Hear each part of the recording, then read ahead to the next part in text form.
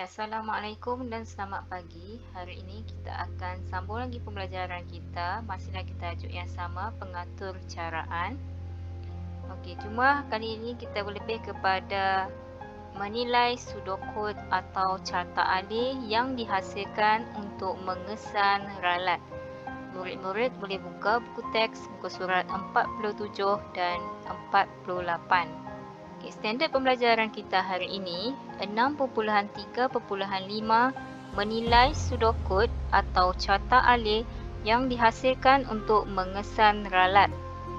Objektif pembelajaran kita ialah murid dapat menghasilkan sudokod atau carta alih yang telah ditambah baik. Okay, cikgu lihat pada minggu lepas kamu ada beberapa yang menghantar kat cikgu carta alih dan juga sudokod yang salah, namun telah berjaya ditambah baik dengan baiknya.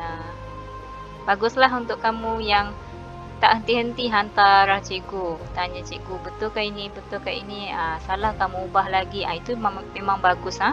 Bila kamu banyak kali ubah, kamu akan tahu di mana silap kamu buat. Okey, ralat. Apakah ralat? Ralat merujuk kesilapan pada algoritma atau pengaturcaraan yang menyebabkan output salah dihasilkan.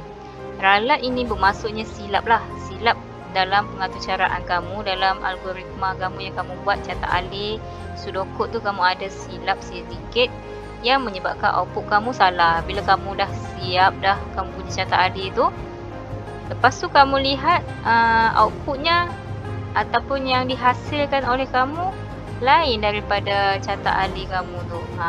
Ada nanti beberapa situasi yang kita akan tunjukkan nanti. Okey, ralat ni kamu boleh kesan apabila kamu melihat output berdasarkan situasi. Okey, contohnya ada situasi dia buat air. Okey, lepas tu dalam kamu punya carta alih lupa masukkan gula ke apa. Okey, bila kamu lihat output dia tu, hasil dia jadi tawar. Kenapa dia jadi tawar? Mungkin kamu lupa masukkan susu atau kamu lupa masukkan gula di dalam carta alih itu. Okey, jadi itu maksudnya output dia tu, yang dihasilkan tu. Macam mana rasa dia bila kita dah buat air tu. Kalau air tu rasa tawar lagi, kamu kena masukkan lagi gula lah. Dan kamu kena ubahlah kamu punya carta alih dan sudokod yang dihasilkan. Maksudnya kamu dah lupa memasukkan bahan yang penting di dalam tu. Sama juga ini bila kita lihat output baru kita tahu rupanya apa yang salahnya.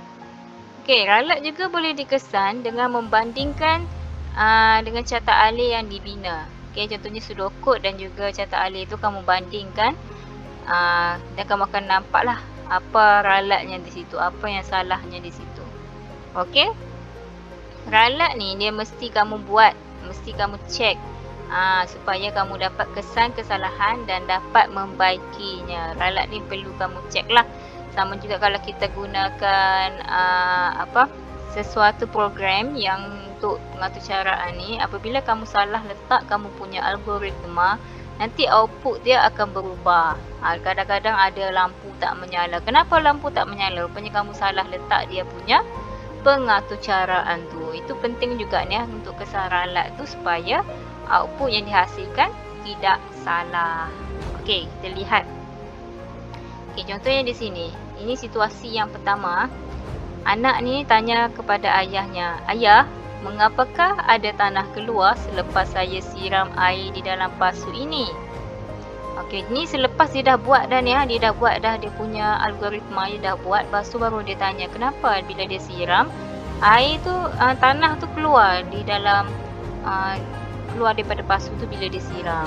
Jadi ayah dia bagi tahu, adakah kamu tutup lubang di bawah pasu sebelum memasukkan tanah? Jika lubang pasu tidak ditutup dengan batu atau sebarang objek, tanah akan keluar semasa kamu menyiramnya. Jadi ayah dia tanya dia, adakah dia tutup lubang di bawah pasu tu sebelum dimasukkan tanah? Sebab bawah pasu kan biasanya ada lubang, jadi dia perlu tutup. Okey? Itulah yang dia tanya. Jadi untuk menyemak ralat, kamu mesti gunakan teknik langkah demi langkah. Maksudnya sudokod yang kamu dah buat ataupun carta alih yang kamu dah buat, kamu mesti cek satu-satu daripada atas, daripada mula tu Lepas tu barulah sampai ke tamat tu. Yang mana betul, yang mana salah. Gunakan pensel untuk menyimak. Lepas kamu kena tandakan tik lah, tandakan tik macam ni pada setiap baris. Kalau sudokod kamu tu betul, kamu tandakan tik. Okey, ini ada. Okey, ini ada. Ini ada. Kalau tak ada, kamu kena tambah di situlah. Kena buat balik. Jadi kamu satu lagi kena pastikan arah anak panah kamu betul lah supaya aktiviti tepat. Jadi biasanya orang akan rujuk kepada catat alih tu lah macam mana cara perjalanan dia. Kalau anak panah kamu salah, nanti yang ikut tu pun salah juga. Okey? Lepas tu bila kamu dah jumpa, kamu baiki baliklah ralat yang kamu pesan tu. Okey, contoh situasi tadi dia tanya tu, adakah budak tadi tu, adakah dia letak batu di dalam sudokod dia tu? Cuba kita baca mula-mula ni Okey, mula. Okey, betul sudah dia buat. Sediakan alatan dan bahan. Okey, sediakan alatan dan bahan, betul dah sudah. Okey, sediakan medium penanaman. Okey, medium penanaman ni adalah tanah lah. Lepas disediakan medium penanaman, dia masukkan medium penanaman ke dalam pasu. Dia terus masukkan medium penanaman ni, tanah ni ke dalam pasu. Adakah dia letak batu? Tidak. Patutlah output dia tu tidak berjaya. Jadi dia salah dari segi sudokod dan juga catat alih ni lah. Catat alih ni pun sama juga, kamu lihat. Mula dia turun anak panah dia ni, sediakan alatan, sediakan medium penanaman. Lepas tu dia terus masuk medium penanaman. Sepatutnya dia kena tambahkan di sini, letakkan batu. Letakkan batu di dalam pasu. Lepas tu barulah dia kena tulis masukkan medium. Dia tambah di situ. Barulah output dia berjaya. Okey. Contohnya ni kan, masalah dia adalah tanah keluar selepas siram air di dalam pasu. Jadi macam mana nak selesai masalah dia? Kena tutup lubang pasu dengan sebarang objek. Maksudnya sama ada batu ataupun gunakan sebarang objek lah yang boleh tutup berlubang tu. Jadi dia salah je di sini ni. Dia terus masukkan medium penanaman. Dia terus masukkan tanah ke dalam pasu. Jadi dia kena masukkan batu tu sebelum dia masukkan medium dia. Okey? Faham ni Okey, jadi satu lagi nak tegur kamu ni Cikgu perhatikan bila kamu hantar dekat cikgu, kita gunakan catat alih ni lain-lain. Kamu kena tengok dia punya situasi. Kalau situasi dia adalah pilihan, kamu kena gunakan jika dan juga maka. Kalau dia adalah jujukan, dia lurus saja. Dia tiada jika, dia tiada maka, tak ada. Macam biasa saja. Tapi kalau dia menggunakan ulangan, dia menggunakan perkataan selagi. Okey, dia ulang selagi. Okey. Itu perbezaan sudokod dia. Dari segi sini pula, okey, yang mula-mula ni dia bukan bentuk petak dia ada bujur sikit di bahagian hujung dia ni, mula dengan tamat. Dia ini perhatikan betul-betul simbol yang kamu buat tu. Okey, dan bila proses dia akan tanda petak simbolnya ni, petak segi 4 tepat. Dan bila kamu nampak saja perkataan masukkan, dia mesti segi 4 selari. Dia mesti sengit sikit dia punya di hujung dia ni. Okey, nampak je perkataan masukkan, kita sengitkan. Lepas tu syarat dia, kalau ada tanda soal saja, kamu mesti menggunakan simbol ini. Okey? Dan ya habis lah. Kalau tidak, kalau dia tak cukup, tak penuh lagi, dia kena tambahkan lagi media. Anak panah dia kena betul Dia berbeza dengan selagi tu. Selagi dia naik ke atas macam ni. Tapi kalau pilihan, dia mesti ya turun dah habis lah. Kalau tidak, dia kena tambah lagi. Okey.